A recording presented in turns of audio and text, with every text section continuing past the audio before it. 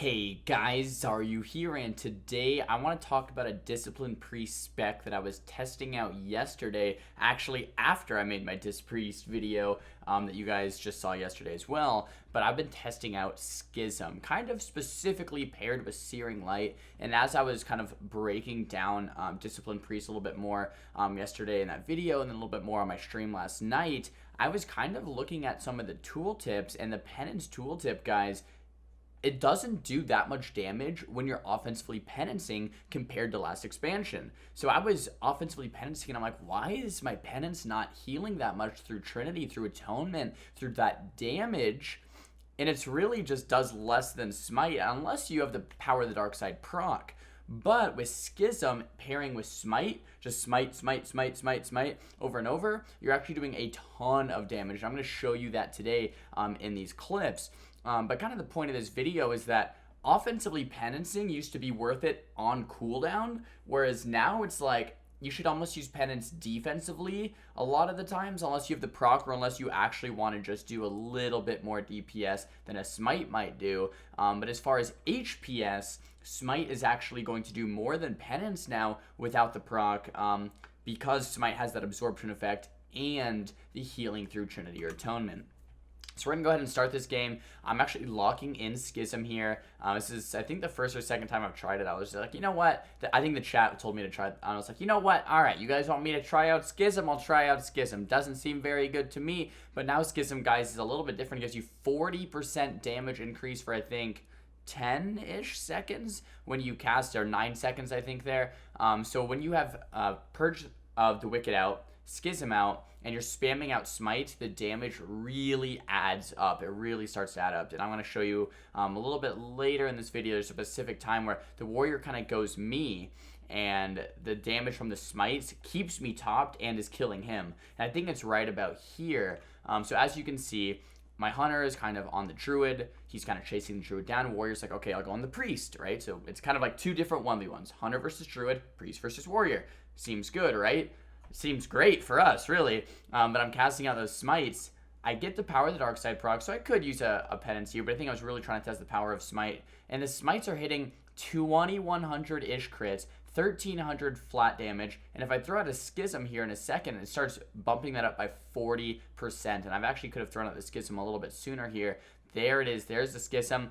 And now the smites are doing 2400. It looks like a 2400 normal hit there. Yeah, it's 2400, which, guys, is putting an absorb shield onto him, okay, that's absorbing the next, I think, 1300 or so damage he does, and it's healing me through Atonement, and it's hurting him, right? This is insane value right here. Smite is, and it costs 0 mana, so I'm just smiting him over and over. There's the reflect. I'll throw up a shield, throw up that desperate prayer. Got kicked there, so if you get kicked, you can throw out some mends. But then right here, the warrior just continues to stay on me. Spam smites, looking at 44% life, 39% life, 35% life, 20% life. All of a sudden, warrior has to run away. If he stays on me, he's just going to die, which is insane how much damage Discipline Priest can do right now in 2s when you're playing Schism. And it's like one of those things where I didn't think it would be super good, but now as I play with it a little bit more, I could definitely see in 2v2 Schism having a place. Now in 3s, it's going to be hard to outvalue Twist of Fate, like I was talking about in my Priest Guide video. In 3s, it's going to be very, very hard for that to happen. But look at this. Look at this. I'm actually just going to rewind this for a sec. He's at 53% life. I throw out the Schism. Smiting him down 2,000 damage, 2,000 damage, 2,000 damage, 2,000 damage, 1,000 damage, and he's dead. Keep in mind, people only have 30,000 life. That's crazy, right? I just did half of his life bar there in just a couple smites. But I don't think this is going to stay this way. I'm pretty certain this is going to get nerfed at least a little bit. The smite damage seems way too high. I don't know if Schism is the thing OP or if Smite's the thing OP, but when you combine them with the glyph Searing Light that increases the smite damage as well, it's very, very scary. And look at the damage breakdown. This is 2300 MMR, 2-minute game here. Damage breakdown, 106,000 damage from just spamming smite. And that's very similar to the warrior and very similar to the hunter in the overall damage breakdown. That's crazy, right? So it's probably going to get nerfed, right? I would be surprised if it didn't, because that's just an insane amount of damage, or other things should get buffed. Like, there's no way a healer and a DPS should be doing the similar amount of damage, right? The DPS should be doing significantly more. But let's jump into another game, another Schism game here.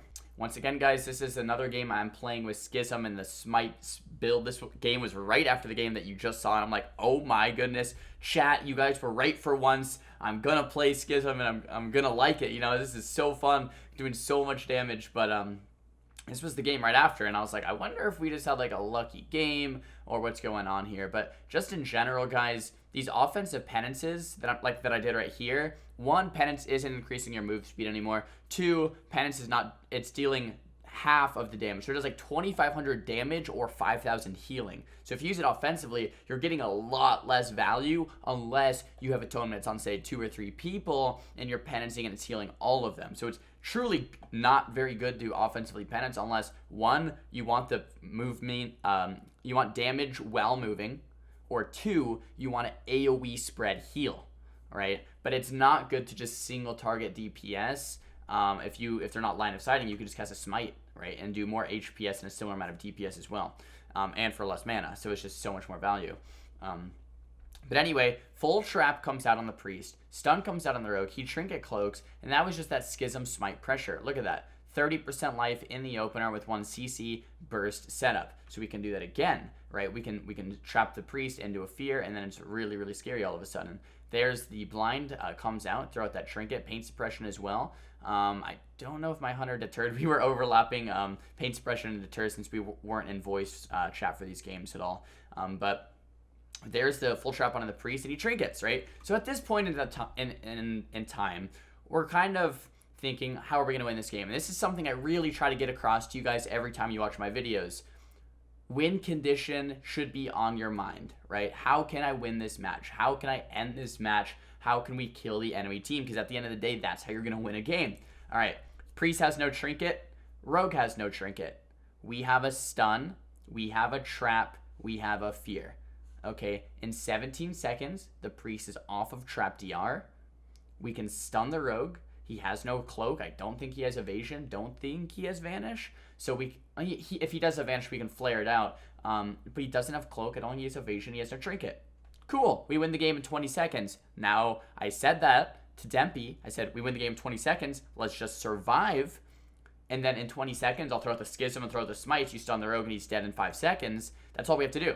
So now we can play very defensive now that we know how to win this game. There's the pain suppression coming out from the priest as well, and the Archangel coming out from the priest. So now they literally have nothing. He's just trying to keep the rogue top tier. But we can use defensive cooldowns. My point is, if we know how we're going to win, we can use defensive cooldowns and trade modestly, right? Just be like, okay, here's my cooldowns. We're going to win in this next go instead of really trying to like squeeze onto everything and then put ourselves behind. We want to stay ahead so we can get this next win. And look at, like clockwork, guys, the root into the trap comes out on the priest, just like we talked about. The stun comes out on the rogue, just like we talked about. The schism on the rogue for the extra damage, just like we talked about. Now, I can spam out smites and go for the fear off of the trap.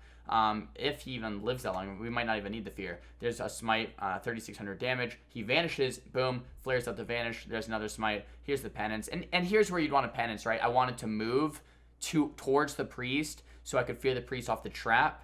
You can't move while casting smite, but you can move while casting penance. So it becomes this thing. It's like if you want mobility, if you want to be able to cast while moving, if you want to change positions, penance is good. And it also does a good amount of damage, but the HPS isn't going to be quite the same. So definitely something to keep in mind. And then you can, the fear comes out or could come out after that trap if I wanted to. I ended up getting feared instead, but the rogue went down. So that's all good. But yeah, the damage is insane. The HPS from penance is a little lackluster. It took me a little bit of gameplay to kind of figure that out. And just as a public service announcement, guys, I think this goes without saying, but let me just say it again. I've said it a couple times. 8.0 just hit. I'm testing stuff out just like you guys are testing stuff out. So I might not know the absolute best way to play each class yet. All right. I'm actually going to go out on a limb and say I don't know the best way to play each class yet, but I'm figuring it out and I'm sharing the process with you guys. I hope you guys are enjoying the process of figuring things out with me instead of being like, you know what, Xaryu, that wasn't exactly the best way you could have played that. And I'm like, I know, guys, I'm figuring this stuff out just because it's a new patch. but I'm having a great time figuring this stuff out. I love new patches for this reason, so we can kind of dive into a bunch of new gameplay, figure out what's the best spec, what's the best comps, what's the best way to play this, or maybe this talent paired to this talent could be really OP in this way. So all of these things are why it's so fun, but I'm really excited to keep kind of figuring these things out and then sharing that information with you guys. Guys, if you enjoyed this video, make sure to give it a big thumbs up. If you did not enjoy this video, make sure to give it a thumbs down. I have some RMP gameplay from the beta, so level 120 realm. We were playing Frost Sub RMP versus a Fire Sass RMP. I have the footage ready for that. If you guys want that RMP mirror gameplay, definitely be sure to let me know. If you guys just want some more guides, I think I'm doing a sub rogue guide coming up here within the next week or so, and then maybe a Shadow Priest guide as well. So tons of awesome stuff to come. Let me know what you want down below in the comments, and I'll definitely be sure to read them. Don't forget to subscribe, and I'll see you guys next time. Peace.